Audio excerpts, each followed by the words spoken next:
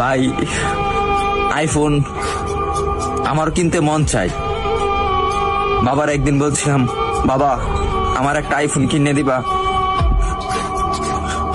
বাবা আমার দিকে তাকিয়ে বলতেছে, বাবা তোর একটা ফোন কিনে দিতে খুব ইচ্ছা করে, কিন্তু আমি 400-500 টাকা কামাই করি, রিক্সা চালাই, তোর আইফোন কিভাবে কিনে দেই?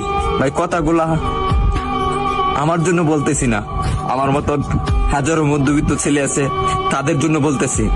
আরে ভাই আমার আইফোন আছে সেটা আমি মানি, কিন্তু সবার তো আর আইফোন নাই।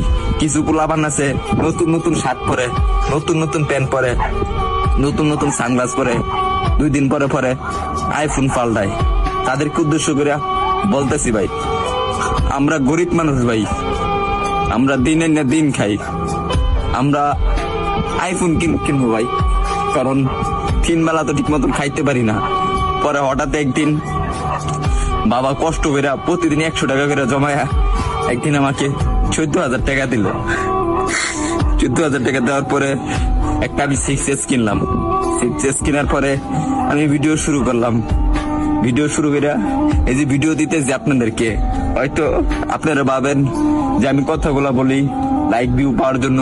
না রে ভাই, সবার জীবনে একটা কষ্টের একটা গল্প থাকে, কাহিনী দেখে, আর আমি যেগুলা বলি রে ভাই এগুলা বাস্তবই বলি। তারপরে ভিডিও করতেছি, আর এখন যখন ভিডিও করতেছি ভালো একটা পজিশনে যাইতেছি, একদিন আব্বুরে বললাম, আব্বু তুমি এই ফোনটা দিছো না, এই ফোনের টাকা একদিন আমি এই টিকটক থেকে তোমাকে ব্যাগ দিব। ভাই আপনারা যদি ভালো না বাসেন, সাপোর্ট না করেন ভাই, তাহলে সামনে আগে যেতে পারবো না রে ভাই কখনো। আপনারা একটু ভালোবাসা দেন, তাহলে আমি একদিন অনেক বড় হমু ভাই।